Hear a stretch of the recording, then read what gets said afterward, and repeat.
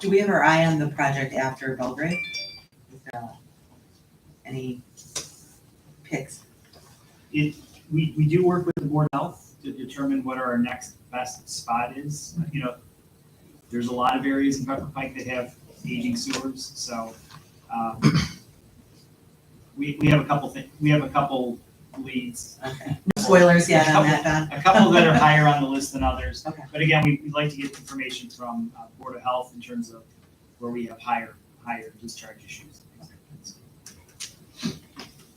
All right, so that's on for first reading this evening also. We can't do anything by suspension because there are all four of you here. So we're just gonna leave this on first reading today. We don't have 30 days to do this. We have time. We have time? Okay. All right, next, I welcome Wellington Colbert to our chambers this evening. Hello, Jim.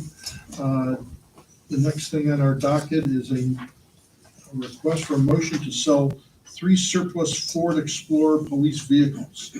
We have, as you may have seen if you follow our police Instagram account, we are putting to service new vehicles over the last week or so. 2 weeks. 2 2 or 3 weeks. Is that long already? Wow. Yeah. So we're ready to sell the old ones.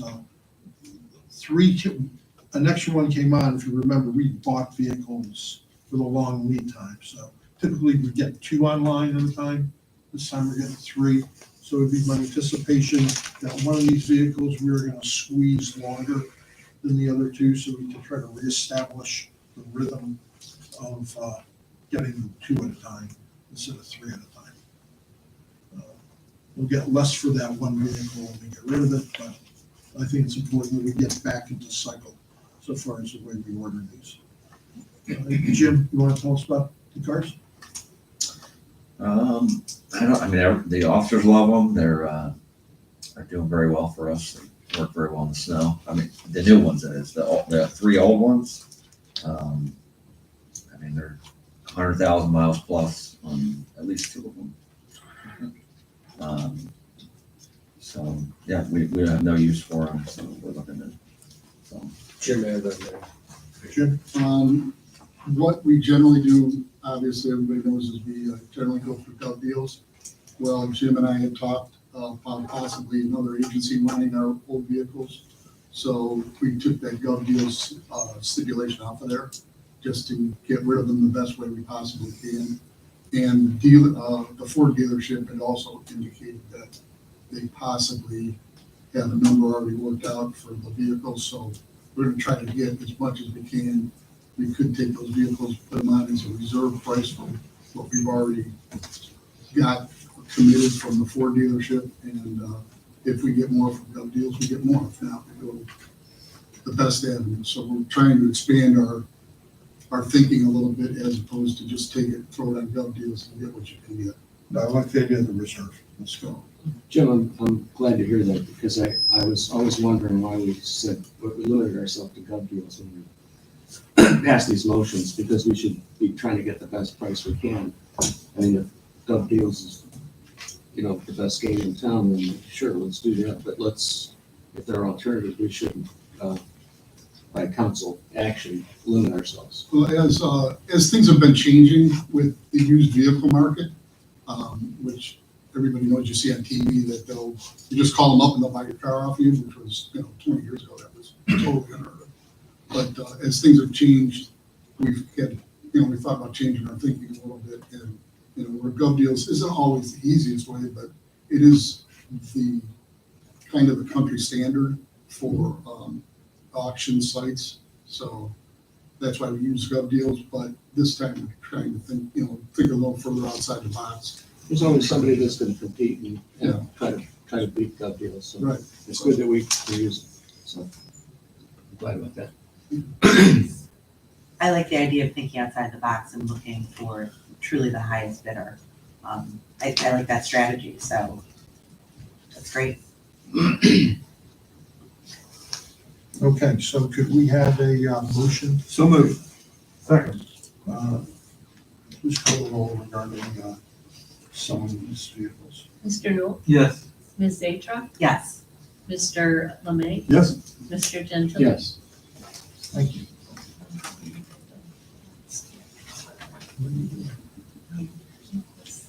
Beach Brook, and they sold them. Oh, that's right, that's right. I want another one.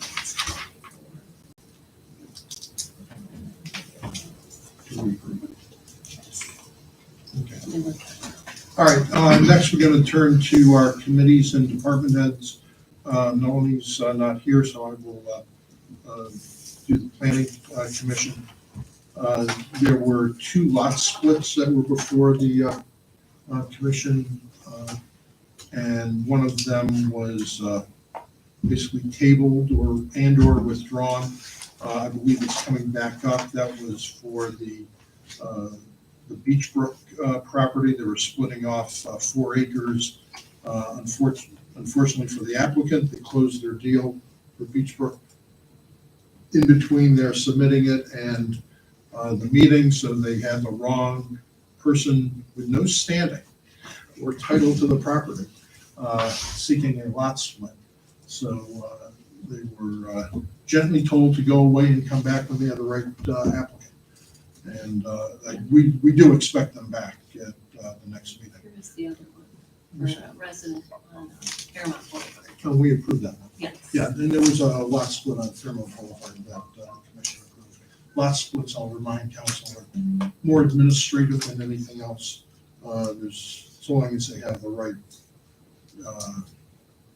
road access and frontage, you know, they get their lot split. And, so that's what occurred at the planning. And we had that appeal of the person who had their trailer in their. Oh, yes, here, let me see your agenda.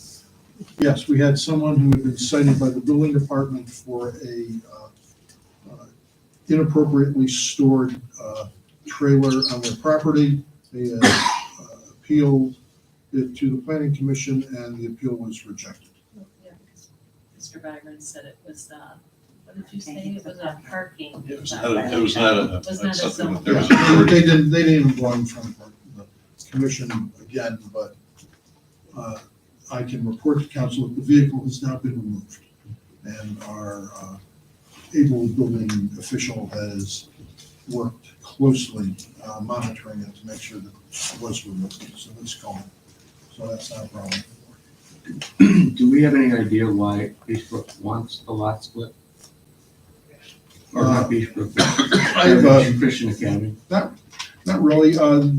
Initially, there was a commercial property that fronts Chagrin Boulevard that was being sold or purchased at the time, not Beach Brook owned, and they were looking to acquire some additional buffer land behind it. That deal was happening when the whole Beach Brook conversation was very active and what was going to happen to the property, and they wanted to make sure they had some buffer behind the property. This is the Huntington property? No, this was, I think you may know it as the Parker property. Next to the. Right, and It's that going is to be an Next to orthodontist. Right, and that building project fell through, so it's just been sitting and for sale for a number of years.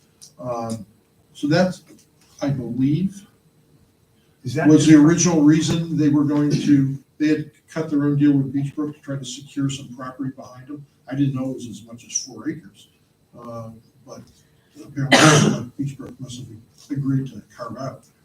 And then, so when they did their deal with the new owners of the property, the school, I guess that was reserved, it was understood, is my understanding, that they were not going to be conveying that property up towards Chagrin.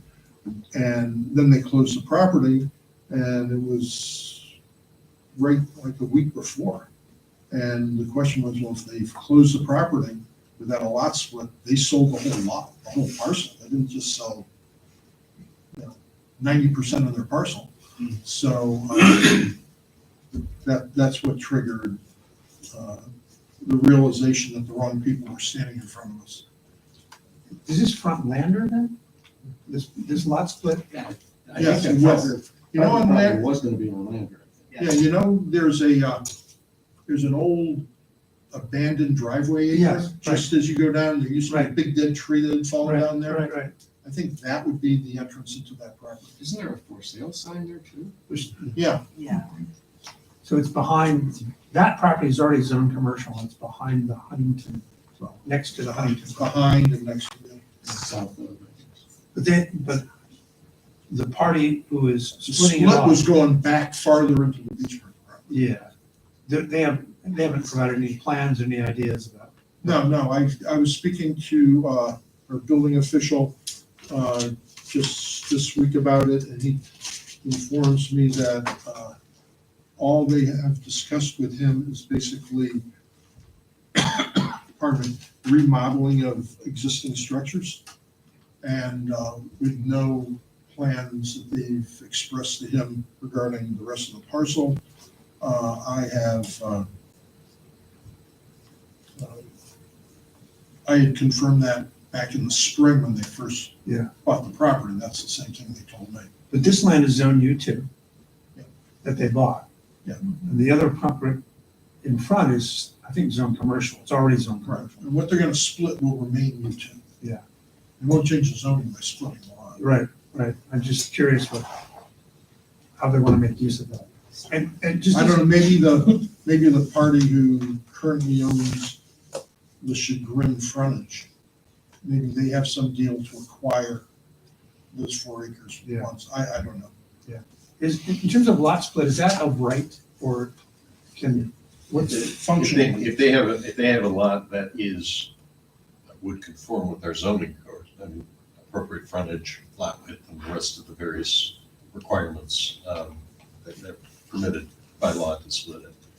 And our planning commission just reviews it in conjunction with the engineer to make certain that what they're doing is appropriate. But is it of right to get Yep. that done? Yep. It is, Yep. as long as it's compliance with, yeah. The zoning code. Okay.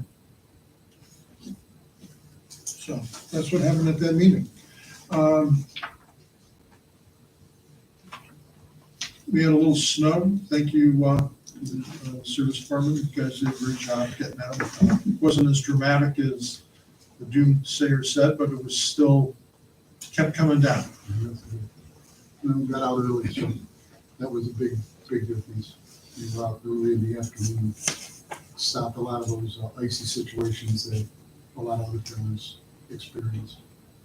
And then it just kind of continued all night long, so I guess most of the evening and overnight. There was some, did you see that announcement? I think it came out of Columbus. I don't think it's county, I think Columbus, that there's a fund that they're making available for communities to apply, and we will apply for salt grinding equipment, things like that. So it's not a lot of money. It's like $75,000 up to we can apply for. So we'll do that to try to tune up our grinding machines, whatever else Jim and his staff decide that we can just direct that money towards. do we, Brian? Did we, Brian? You do? Okay, Well, we didn't pre-treat because it rained all day, gotcha. so that doesn't make any sense. No. But we use brine to activate the salt, so yes, we're using brine. It's just not spraying it on directly on the road because it would just over dilute and it's a waste of time. Gotcha. Okay, thanks. Anyone else have anything? Department heads? Okay.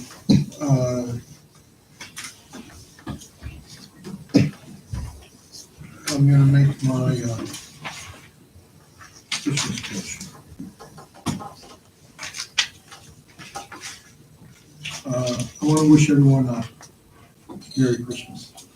And I hope everyone celebrates a great Hanukkah.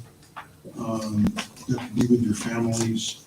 As you may observe, if you subscribe to the Pepper Pike Post, our email, you see that as part of the mayor message, we have opened up our linkage to our efforts to gather money for those less fortunate I just want to read a few stats. I was with other elected officials at the Cleveland Food Bank yesterday, and these numbers are distressing. That there was a 31% increase for all individuals and 44% increase for children from the prior year, the highest rate in number of individuals and children since 2014, and the largest one-year increase in food insecurity since 2008. That the food bank served approximately 400,000 individuals last year, but there are roughly 540,000 people eligible for the services in our area.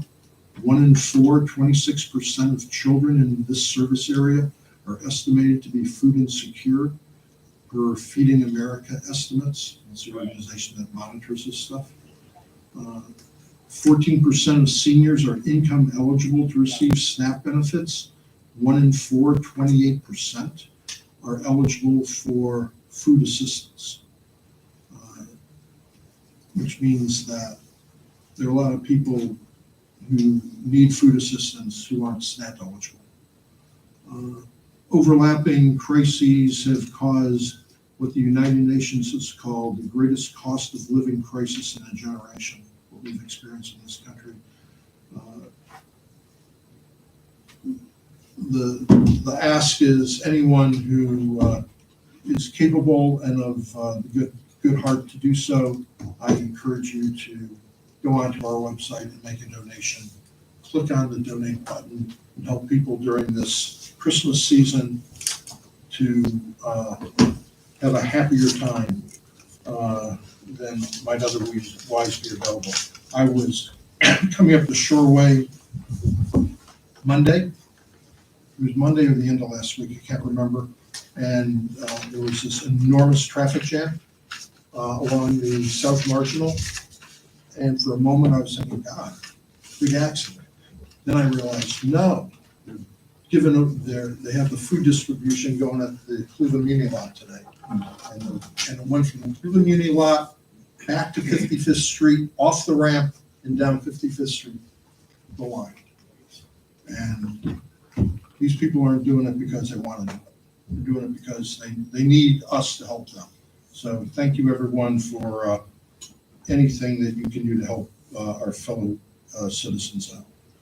Mayor, does that appeal extend into next year, or is it just this year?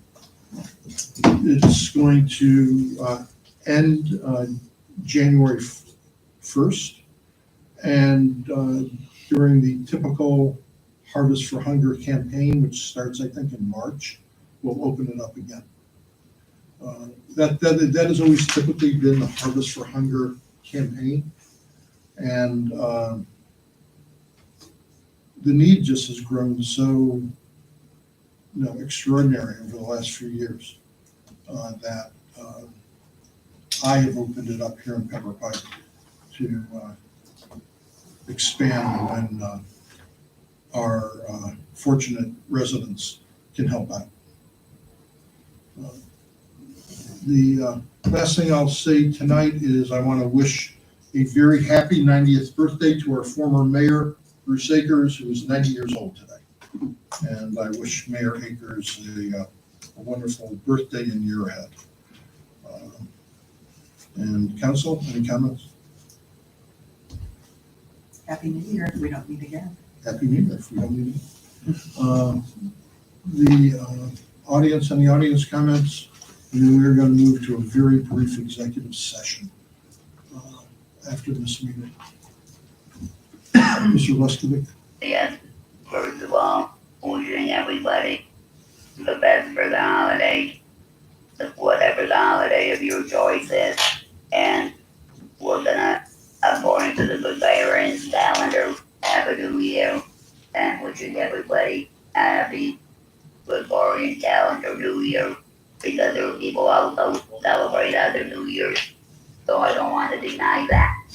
Now, I would like to reflect on this issue with the planning commission, because I don't quite understand why the reasoning for it comes up what leads, but it's what for, but I would like to reflect on the planning commission situation that came up before Mr. Baines. There was a fence in Pike, which the planning commission turned down. The council supported that. It went to common police supported that, and it went to the Board of Appeals, which was supported. And I did actually attend the oral arguments in the Board of Appeals, which I found very interesting because the plaintiff was represented by Timothy Grindell, who's a real character if you don't know him, but who went and I talked to our council a lot afterwards and came to really appreciate what the Board of Appeals does because contrary to popular opinion, they are not there to retry the case. They are not there to substitute their opinion for the jury or whoever tries a lower case. They are not there to change the finding of facts. Mr. Byron can commend. Correct me if I'm wrong on all they're there for is to see that the law is properly applied. Now, if you look at council versus planning commission is a quasi-judicial process. It doesn't have all the formalities of a court, but it's the same process. And Mr. Byron always watch it as they're running the straight and narrow that the right subject that we're ruling on is the proper one, that all the evidence presented and questioning of it, all the parties have all their rights properly. So, if any ever a challenge in a court, all the ducks are in order. Now, if you look at the council, then being an appellate process, by analogy, their process would be made. They're not to rejudge the case or substitute or be they're there simply to see that the law was properly applied and was being promoted would seem to go against that basic philosophy. So to me it just doesn't make any sense. And you cannot be both the plaintiff and the jury. Thank you, Richard. Is there anyone else? Ben, Please, go ahead, man. on the front. I wasn't gonna comment, but just add a little bit more information though to Richard's, comment about the planning commission. To give an example of an item where there could have been a major issue was with the Beechbrook property. We went to moving the Beechbrook, the sale of the property to a developer for mixed use, and the whole process went through, and there was no conversation about deed restriction. Okay, the whole thing went through, it was getting adjudicated and so forth, and it wasn't until one council member who happened to be there asked the question at the end, as everything was just totally closing down. The question was, well, what about the deed restriction? And everybody's neck snapped. No one had known about a deed restriction.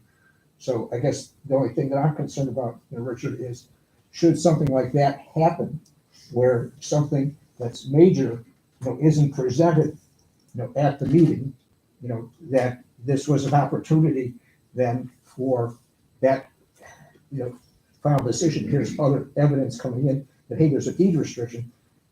Are you aware that maybe your decision would have been different? So I think that was. Well, first of all, Richard, just- we're not doing it back. Yeah, so I was just saying that was, an example. Okay, thank you very much. Anyone else? Yes, sir. William Thompson, 300 Providence, 30500 Providence. I say 3500, it's not. So to keep the ball rolling on the conversation. So I thank Mr. Byron for his very eloquent explanation of the highly problematic nature of the ordinance in question. I'd also like to thank Mr. LeMay for his repeated use of the word transparency, because I think that's right on. But as I listened to this last time, something jumped out at me. On the one hand, I heard well, we're probably never going to use this. And then maybe 5 minutes later, another council person was saying, what was the phrase I wrote down? Outrageous examples of overreach. It's very hard to reconcile those two things because the second statement certainly implies things have already happened with an intent to use them. That's very hard to reconcile with, oh, we're probably never going to use this. That got my wheels turning. I heard the phrase also, a solution in search of a problem, which we use at work a lot too. And that should also raise a red flag and something to watch out for. But the more I've been reflecting on this, I think it's worse than that. I just jotted down, I would say extremely problematic solution in search of an opaque problem. So if you're going to change anything serious in any facet of your life, there has to be a clear business case and a problem to solve before you just change something. And I think it's prudent, whether it be in council or in our personal lives or in any facet of the universe, that the more problematic the solution is, the more it should be a clear-cut problem to solve. And if we're saying, well, we're hardly ever going to use this, that seems counter to the notion of, well, why? Or I'm glad that we're hearing some more examples of potential examples of problems to solve, but I can't help but think for as much time and energy as we put into something like sidewalks, that, defining a business problem and collecting data, this seems like a strategic, fundamental shift in how a very important decision can be made very, very quickly. Right, as a resident, that concerns me. So I will let our governing body do with that what you will. I think that's all I have to say on the subject. So I hate to end on a downer with Merry Christmas. after your heartening message about Christmas. Very Knowledge. So. Anyone else? All right, then what we're gonna do is I'm gonna ask for a motion to adjourn to executive session for the purpose of discussion of imminent Litigation. litigation. So moved. Second.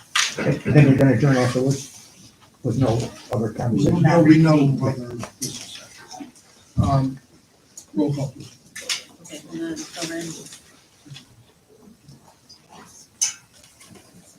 Mr. Knoll? Yeah. Ms. Aycock? Yes. Mr. Lemay? Yep. Mr. Durkin? Yes. Okay. Thank you, audience, for being, there will be no further public business conducted following the executive session, so feel free to go home. Meeting on for the 27th? That's our name. Is the meeting on for the 27th or whatever the next